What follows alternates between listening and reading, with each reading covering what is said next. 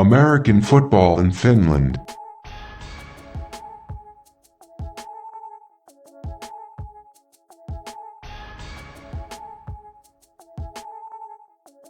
The voice in your ears is Perfect Purvis, and welcome to another episode of American Football in Finland. I'm here with my co-host, Q Floyd. What's going on, people? And we have a great show lined up for you today. But as usual, before we get into the football talk, Q, how was the weekend for you? Hey, man, the weekend was great. I got to see a lot of football all over Europe. I can't complain, man. It was a good football weekend. NFL started. Hey, you can't ask for nothing better than this. While we're talking about football all over Europe, what about that Schwabers Hall Frankfurt Universe game? What did you think about that one? Ooh, no, that was a good one. I mean, Sweepers Hall, of course. You know they're gonna get the edge.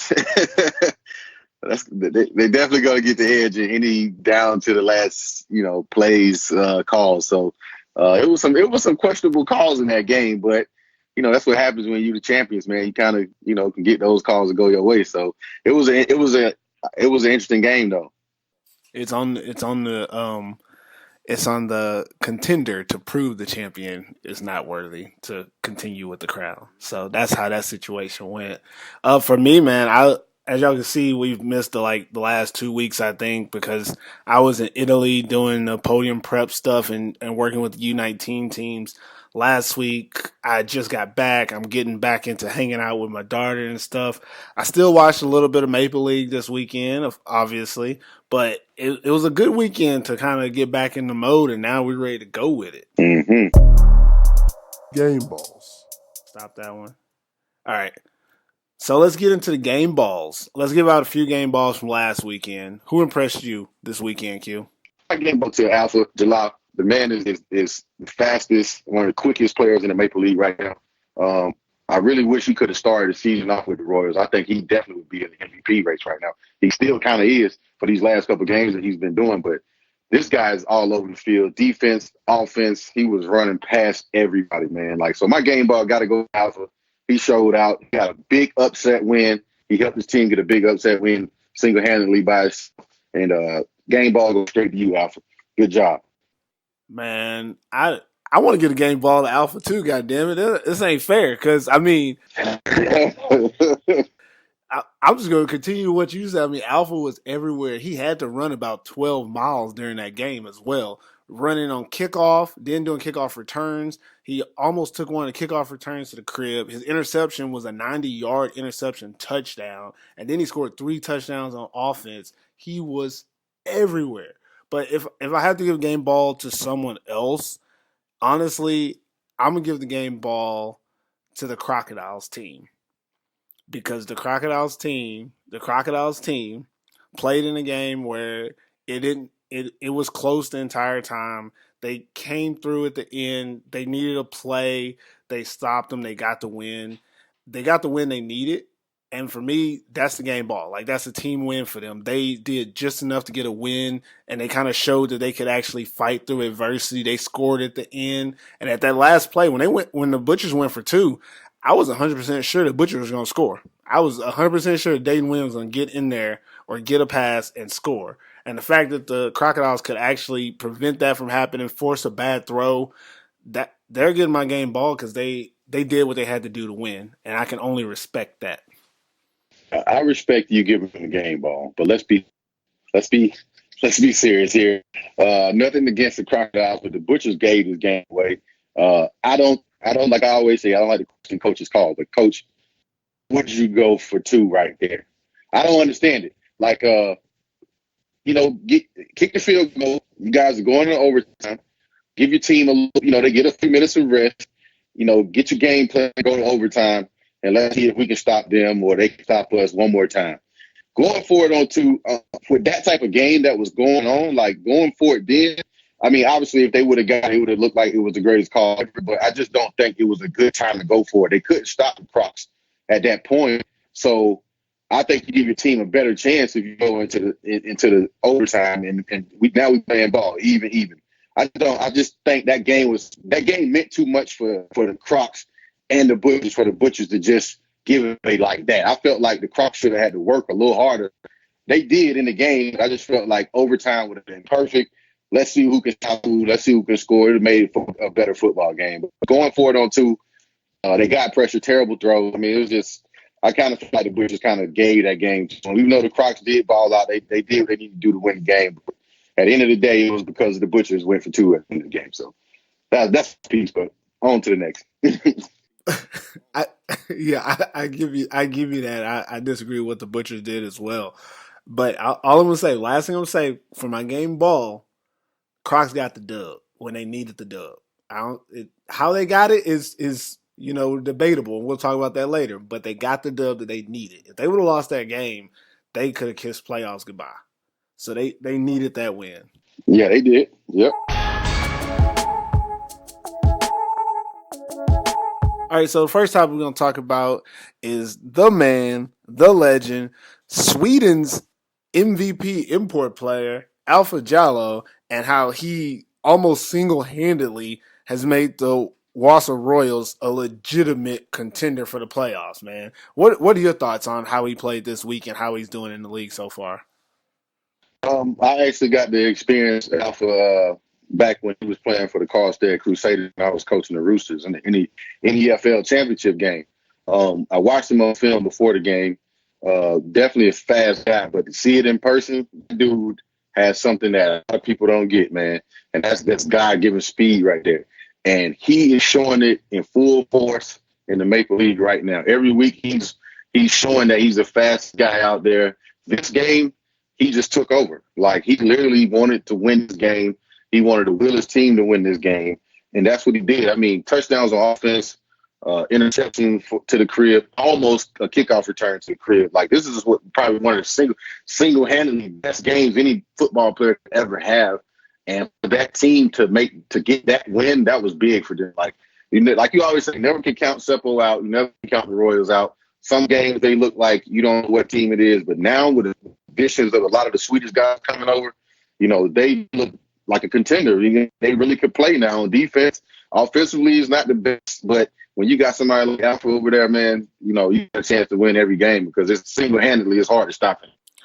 Yeah, let me throw the stats in there for you. Alpha had 372 all-purpose yards. Oh, my goodness. And the crazy part about that is the guy only had 4 catches, but he had 3 touchdowns. So he had a 75% score rate in this game. And just comparing, like, Tino and Dongo had 306 yards receiving in this game. And he was overshadowed by Alpha Jalloh because Alpha was so dynamic in this game. Similar to what you said that he was fast. He was the fastest player on the field. Just to add on to that, he was the most explosive. He changed direction. He didn't just run straight lines or get open field. Like, there was times where he was breaking angles with his speed, but there's also times where he changed direction. And when he changed direction, he doesn't slow down. And that's really hard to figure out a player's speed when he's doing that. That interception, that was crazy because he almost ran a straight line. And I was like, everybody has an ankle, but nobody could get there. He's also like breaking tackles, and he's showing his quickness and explosion on the defensive side. He's running. He actually ran down Tino on that goal line, stopped that on that. What was it? Was that 4th down when he ran him down on the goal line? Yeah, that was a 4th down stop. Yeah, that was a 4th down stop. Yeah, Tino had him by 2 yards. All Tino had to do was get up a yard, and he's in the end zone, and he closed the gap just that fast. And that's what Alpha's been doing since he's got here. And it's amazing to see because for the last 2 seasons, he's been killing it in Sweden. And he was actually in France for a little bit, and he was killing it when he was there, but he decided to leave. And now he comes over here, and I'll tell you the truth. I know Alpha personally. I've been talking shit to him for the last 2 years. Tell him that if he came to Finland, it wouldn't be like that. I got to eat my words. I got to eat my words because, I mean, every week he's been doing really well, and I've been saying, that's my boy Alpha. I knew he was going to be good. But the display that he just put on this weekend against the Steelers, it was not just impressive. It was shocking. Like that performance right there has him as one of the top players in Europe, in my opinion, because that's not an easy thing to do in the Maple League. I know some people, if you're listening and you don't watch the Maple League that much, you might think, oh, it's just Finland. No, there's a lot of talent playing on those fields. There's a lot of American talent on that field, and you have this guy making everyone look normal. Everyone, even Gerard Johnson is pretty much as fast as Alpha, speed for speed.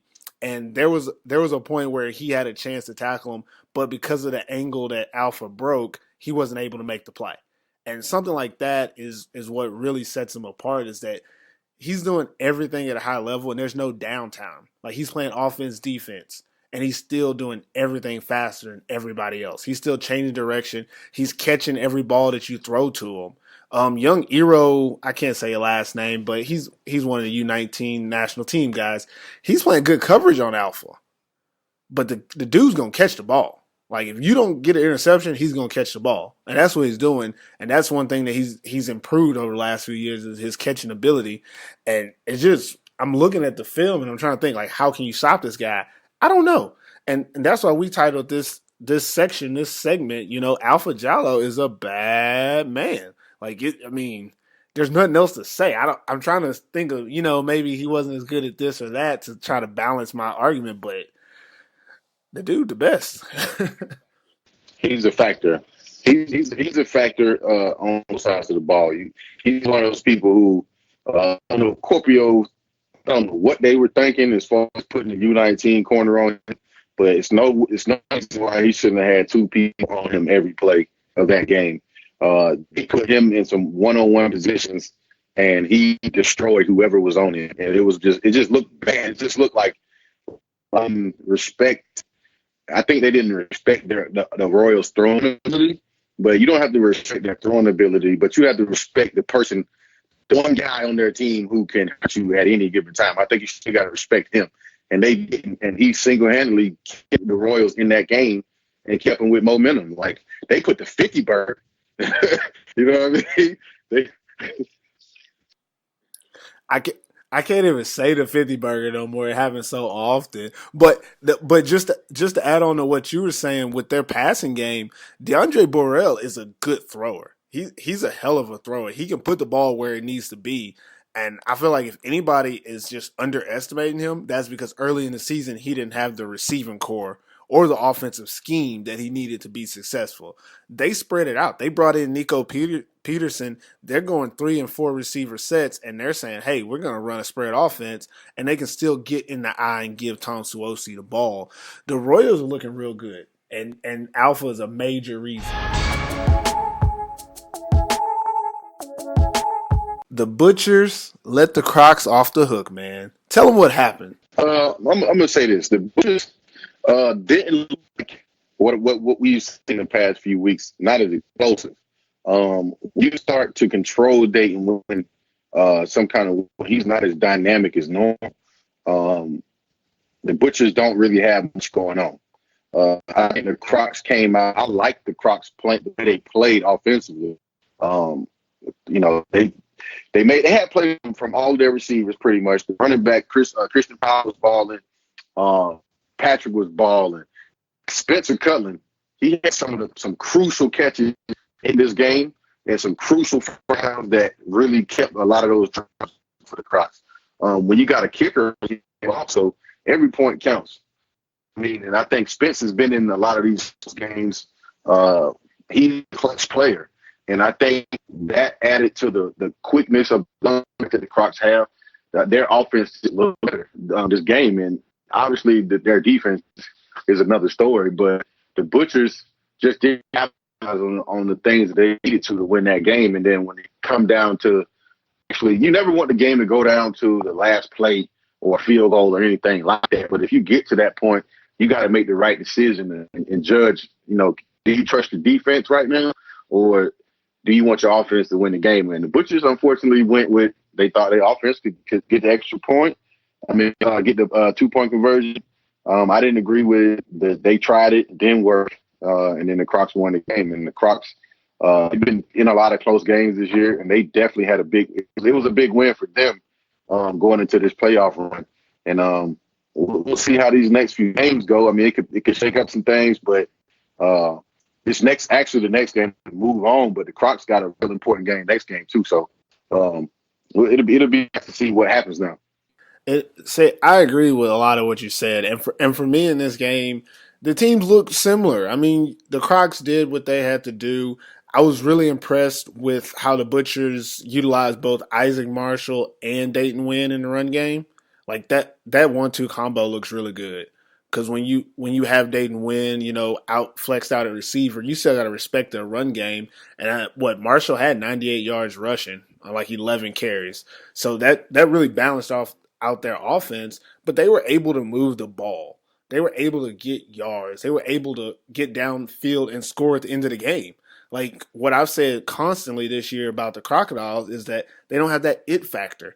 At the end of the game, I was 100% sure that the Butchers going to go down there, score, and either go for 1 and win in overtime or go for 2 and score on the extra point. Like I did not believe the Crocs were going to be able to stop them because that defense has been suspect all year.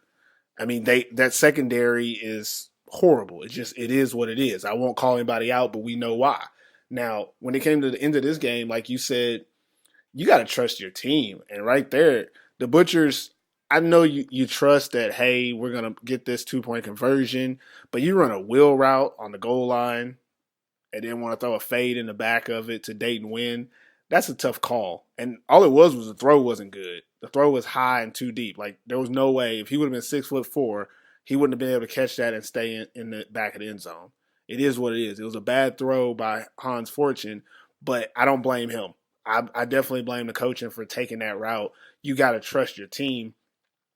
It looks like the Butchers might not have the it factor. They might not have the confidence that they need to get into the playoffs because that play choice right there, and obviously there's a lot more to the game than that last play, but that play choice right there, like you said, told them that they didn't believe their defense could hold up in overtime, but they thought that their offense could make one play and it would make a difference. And the problem with that is it really takes away the game from your team. And it gave the Crocodiles a win that they didn't necessarily deserve. I mean, I feel like they still deserved it. I would say they didn't deserve it, but the game should have went into overtime and we should have saw who was better. But to make it end on that one play like that, it's different if you're kicking a field goal at the end of the game. Like, okay, that's something that's in the game. But going for 2 when you could tie it with 1, that's a situation where you got to do what's best for your team and not let your ego put you in a situation like that. And now with that win over the Butchers are looking at a very tough road to try to get that 4th playoff spot, while the Crocodiles are looking good because now they have 2 wins over the Butchers. So if it comes down to those 2 teams at the end of the season, Crocs got 2 wins, so they're in, and the Butchers are out. And that's what the Butchers just let them off the hook. Also hurts the Royals because the Royals could have used the win there. Mm-hmm. That's what I'm saying with the stakes of the game. I just don't think going for, going for a 2-point conversion at that time was the perfect thing to do. Like I didn't expect that call. I was like, field goal, all right, let's go in overtime. You know what I mean? But hey, I'm not the coach, so right.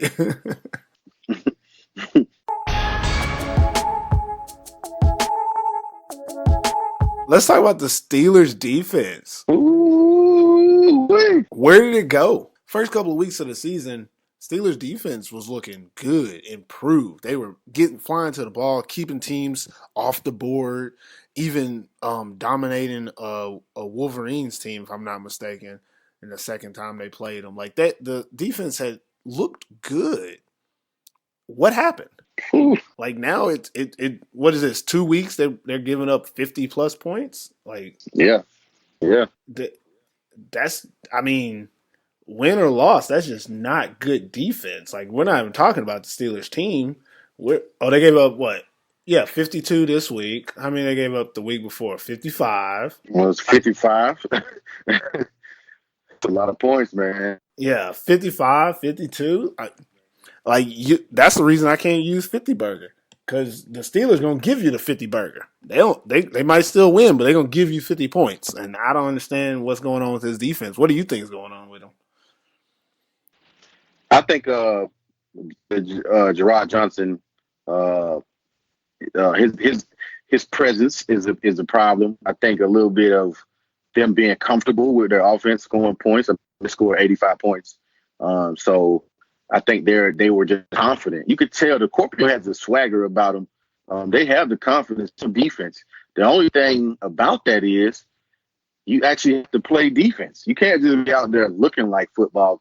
Like you can't be out there looking like football players. And that's what's going on right now. They're out there looking like football players and celebrating and all of this. But it's no way why if I'm playing defense right now and I just gave up 100 points in 2 games, I don't care if we score 85 points.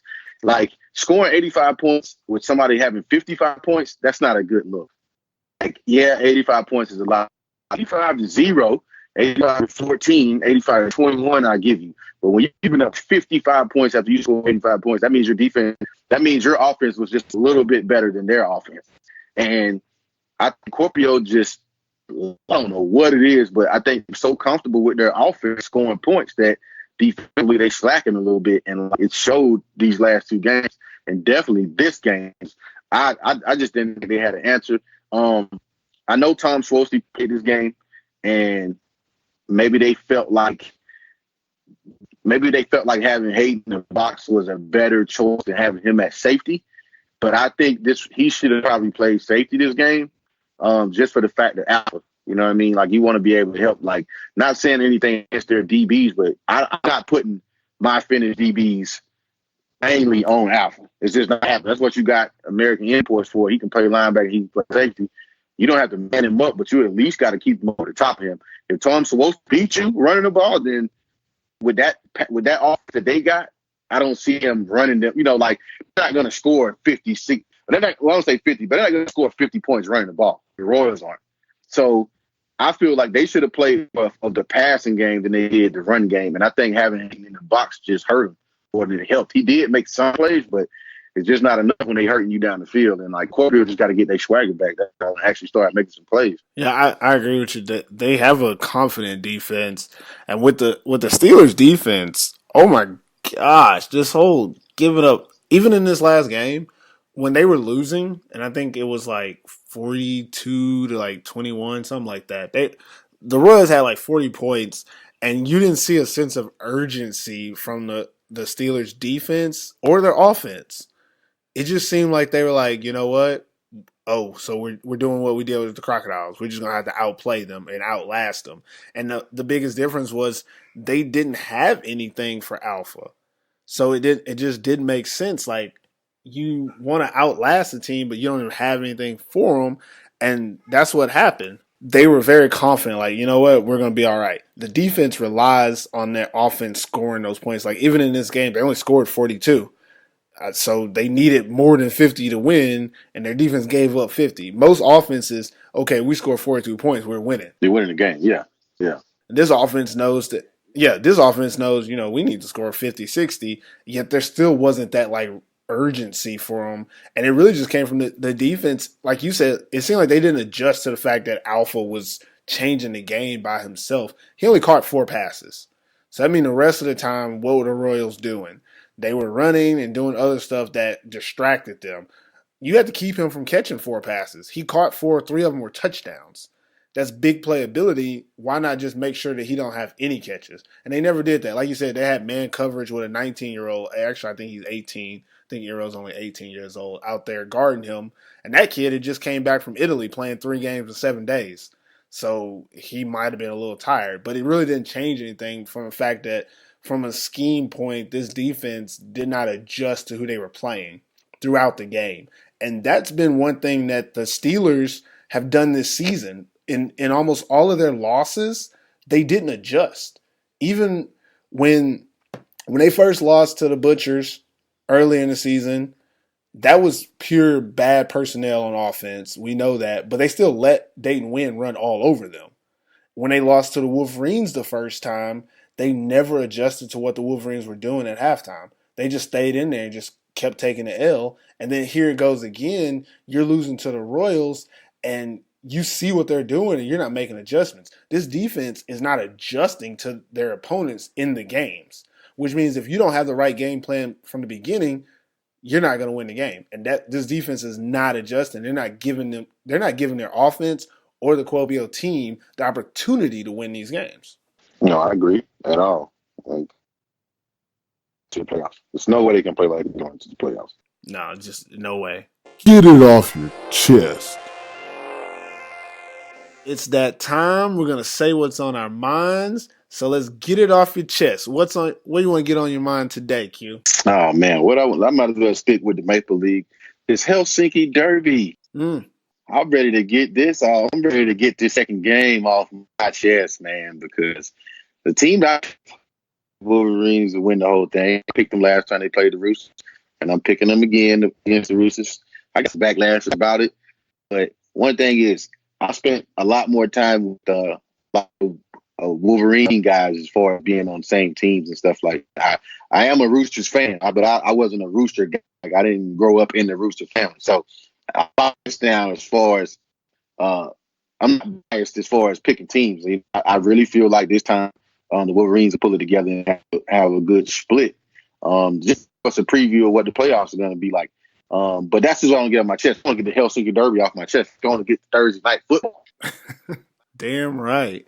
For me, what I want to get off is the Maple League ruining 50 burgers for me.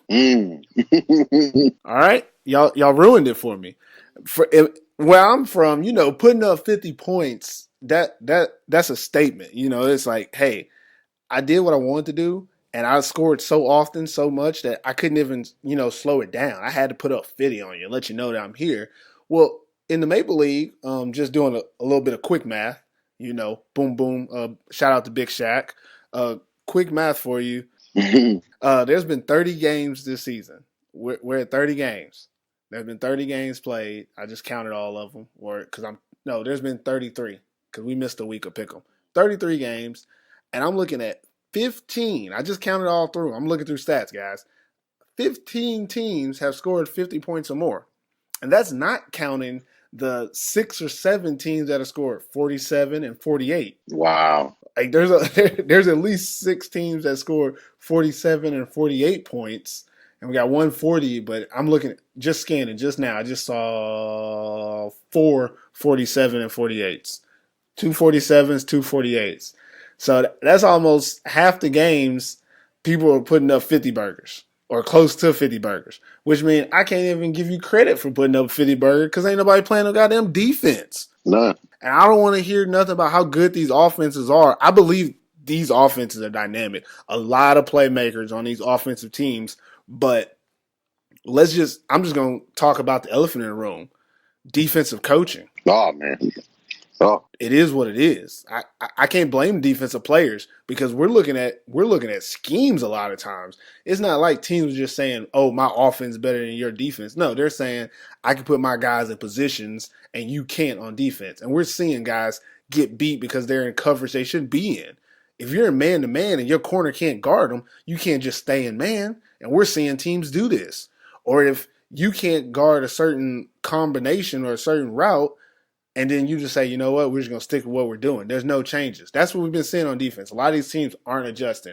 Only team I really see doing work on defense is the Roosters. Hey, you know what it is? Not to cut you off, but you know what it is? Oh, go ahead.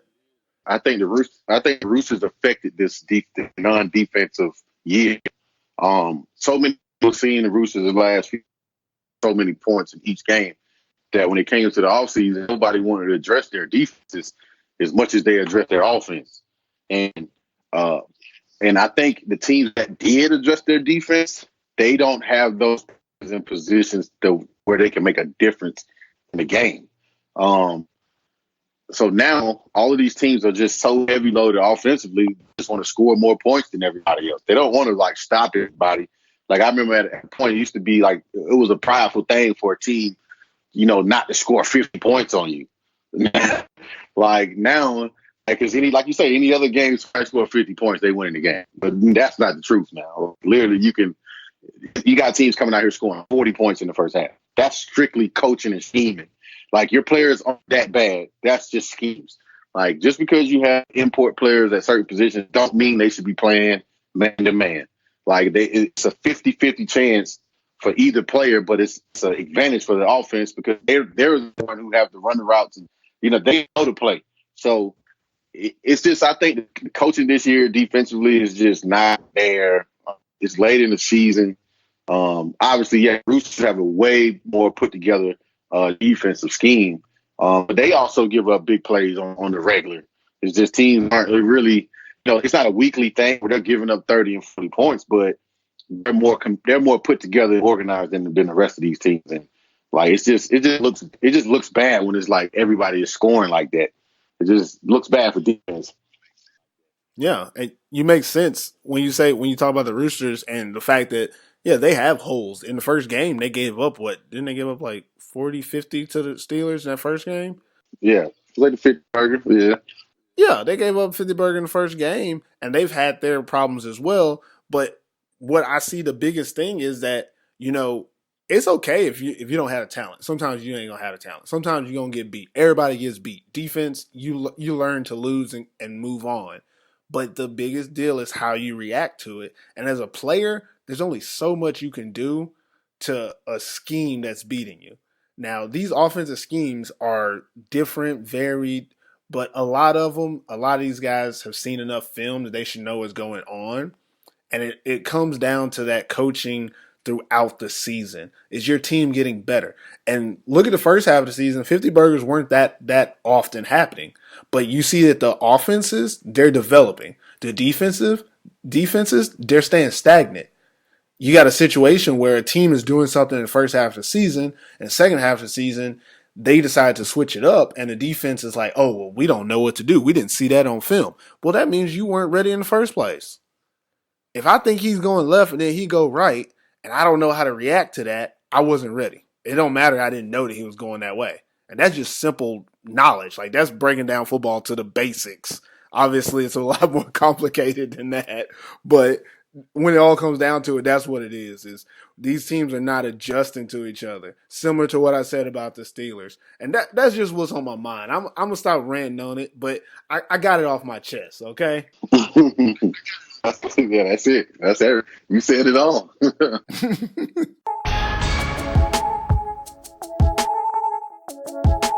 All right, now let's talk about the playoff picture just so people kind of get an understanding of it. In first place, you got the Roosters, 8-1. Second place, you got the Steelers, who are 7-3. They own the tiebreaker over the Wolverines. And the Wolverines are third place at 7-3. So those three teams, they're in the playoffs. There's only 3 weeks left. Those three teams are in the playoffs. It's going to take a lot for the Steelers and the Wolverines to lose the next. No, there's only 2 more games for them. So yeah, they're in the playoffs. Those three teams are in the playoffs. Roosters most likely won, but they could slide to 2 or 3 because they have 3 games left. But in fourth place, you got the Crocodiles at 4-5. Fifth place, you got the Royals at 3-6, and in sixth place, you got the Butchers at 3-6. And obviously, the Saints are in last at 1-9. Now, this is where it gets interesting because let's look at the meat of it, the fourth playoff spot. Okay, and you gotta bear with me because I have this in front of me, but you probably don't. But the Crocodiles are 4-5, the Royals are 3-6, and the Butchers are 3-6. Okay, all 3 of these teams have 3 games left. Royals and Crocs play each other. Royals and Butchers play each other. And then they all have 2 other games against other opponents. So I don't know how it shakes out, but this week the Crocodiles have the Royals. Now, the Crocodiles won the first meeting, but that was pre-Alpha Jalloh. And they only won it by 7 points. So if the Royals were to win this game against the Crocodiles, they legitimately, if they win by more than 7 points, they would take that 4th spot, if I'm not mistaken. Yeah. Wow. So they would be 4-6, and they would be 4-6, and they would take it over. And then from that point on, it'd be about who wins out and who loses, etc. And then for the Butchers, they're playing against the Saints this week. So, let's just assume that the Saints don't pull another one out their butt and the Butchers win, they're going to be at 4-6. And whoever they're looking for who loses out of Crocs and Royals. Against the Royals, they've only played it once. So for that matchup, they lost against them, but for that matchup, they will play them at the end of the season and they could steal a spot. Now, if the Crocodiles beat the Royals, the Butchers' playoff hopes are done. Are done for. Yeah. Yeah, because they would be 5-5 and have 2 wins over the Butchers. And the Butchers wouldn't be able to catch up with that because if the Butchers were able to tie them, they wouldn't be able to jump them. So that's how that goes. Interesting. For the top 3 spots, I guess for the seeding, we're looking at Roosters, Steelers, Wolverines. And for the Steelers, they got the tiebreaker over the Wolverines because they beat them by more points. But they have the Butchers and the Roosters next. Mm. And then the Wolverines have the Roosters and the Crocodiles. And both of them have here's the crazy part about this. The Steelers lost against the Butchers, beat the Roosters. Both of those games could be switched the next time around. Wolverines lost against the Roosters, beat the Crocodiles. Both of those could be switched both around. So honestly, the 2 seed is still kind of up for grabs, in my opinion. And for the top seed, the Roosters have the Wolverines, the Royals, and the Steelers. Now, in a perfect world, the Roosters would lose at least one of those games. They can afford to lose one of them. That's the worst part. They can afford to lose one of those games and still be the 1 seed. But if they don't lose any of those games, they would probably knock the Royals out of the playoffs, put the Wolverines at the 3 seed, and put the Steelers in the 2 seed. Like, they would keep everything where it is, pretty much, if they go through it undefeated. What happens if the Wolverines beat the Roosters and the Roosters lose to Kuopio? If the Wolverines beat the Roosters, first of all, they got to beat them by more than the 42. Well, they got to beat them by like 20. Yeah, they got to beat them by like 20-something, 30 points, something. Yeah, they got beat 42-13, so they have to remedy that. If they beat them and beat the Crocs, they'd have 3 losses total. If the Roosters lose to them and the Steelers, they have 3 losses total. So if all 3 teams finish with 3 losses, the Roosters would probably still be the top team. Depending on it'll be Kuopio. The Steelers would be the top. You ever say Kuopio would be the top, man.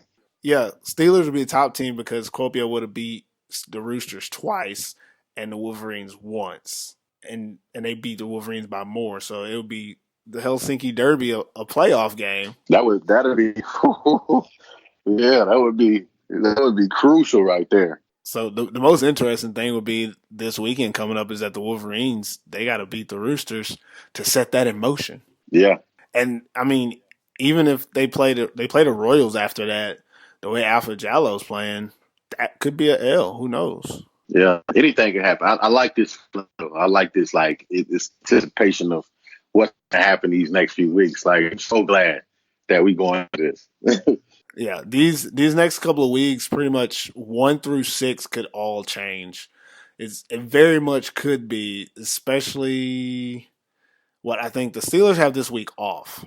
So this weekend, the Steelers are going to stay where they're at 7-3, but the Roosters and Wolverines play each other. So if the Wolverines win, they technically go up because they have more wins than the Steelers. But obviously, it depends on how the season ends for them. And same thing with the Butchers. If the Butchers win this week, they're gonna most likely get into that 4th slot. But actually, they'll be 5. But Crocodiles or Royals, if either one of them loses, if the Royals lose, if either one of them loses, they're still ahead of the Butchers. Mm-hmm. But they could change from 4 and 5. It's all up in the air, man. I know we talked about this too long and nobody can see what's going on, but just know it's all up in the air and the playoff picture is getting nice and murky. Oh, yeah. Cheers to the freaking weekend. All right, Maple League teams are back in action on Thursday with the Wolverines at the Roosters. Then the Butchers host the Saints on Friday, and the Crocodiles and Royals play on Saturday. Later today, our Our panel of football experts will pick the winners for this week's game. Those picks can be found on the Podium Facebook page, the Perfect Pervis Facebook page. And as of now, Tuomas Häkkinen is in first. He's 22-8. Finland Swami is in second at 21-9. And me and Q are tied for last at 20-10. So there's a 2-game difference between first and last right now. And I mean, we're still 66.6% right of the games that we picked so far. We missed week 10, but the other weeks we got 30 out of the 33 games. So that's not bad. So Not bad at all. yeah, before we get out of here, what things are you excited about these upcoming what things are you excited about for this upcoming weekend, Q? The most important thing for me looking towards this weekend is just to see how teams buckle down and get locked in and get ready for this playoff race. It's a very important football game these next few weeks. And this is not the time to have players saying, "My bad, coach." The "my bad, coach" point of the season is gone now. I need playmakers. I need guys out there making plays. I need guys out there making stops. You got to be accountable more than ever these next few weeks, because when you look back at the end of the season and you wonder why, you see the Roosters holding up that tree again, you go look at the film and you'll realize that they didn't make as many mistakes as you did. They didn't get as many penalties as you did. Or whoever the team is that wins, the Wolverines, the Roosters don't want to, they definitely don't. I think the pressure is on them more than any other team right now. Because I think the last few years, they've pretty much they were the favorites, obviously win, but I think now it's a change in the time as far as the competition in the league. It's back up to where it used to be, kind of. And anything can happen, honestly. Now, at this season, anything can happen. These games, these teams are so close. You never know who's going to have a big game. And I'm just looking forward to, obviously, the derby, but to see what the Royals do with the Crocs. That's going to be an important game. That game is more important than the Wolverines and Roosters game. So I'm just looking forward to some good football, man, and some good coaching. And hopefully, after the weekend, we'll have something else to talk about. Yeah, I agree with you. Me personally, I think the Wolverines versus the Roosters game is an exciting and good thing to talk about. But in reality, for the Roosters, it's not as important as it is for the Wolverines. Mm-hmm. The Wolverines need this win to, feel like, what, we're back on the right track. The first time was a fluke, et cetera, et cetera. The Roosters, win or loss, they're going to the playoffs. They're going to be a top seed. They could not win this game and it'd be okay. They could say, hey, we're just going to focus on the next 2 games. We'll make sure we're healthy. We don't want to get any injuries trying to play this derby and make it bigger than it is.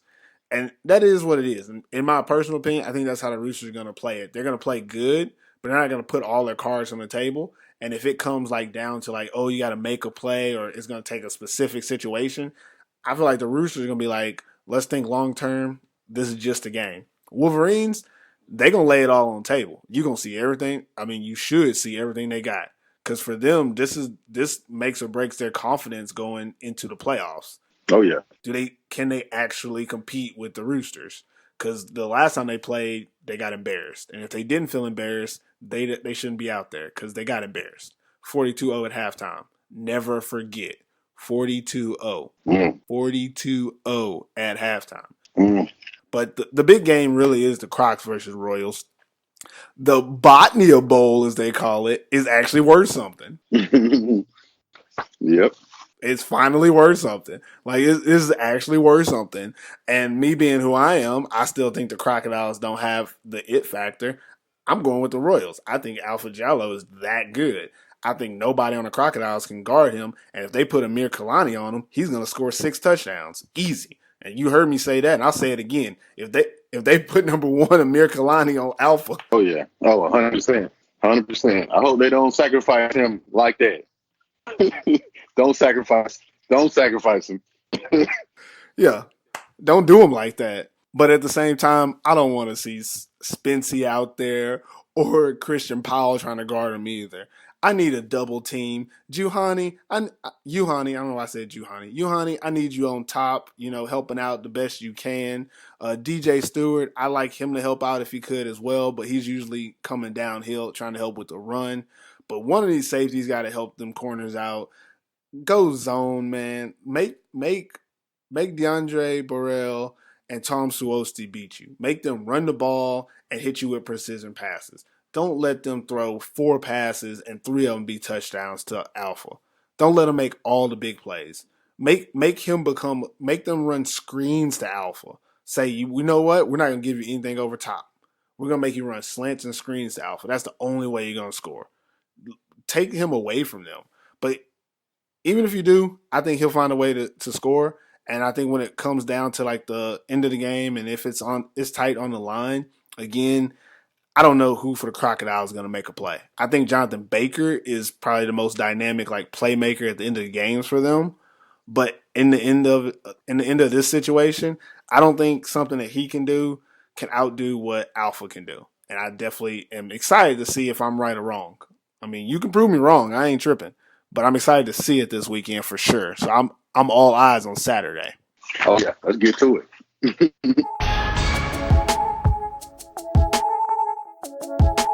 Now, all right, that's it for All right, that's it for us on AFF this week. Q, any last words before we get out of here? No, I ain't got it, man. Let's see some good football. Let's see it.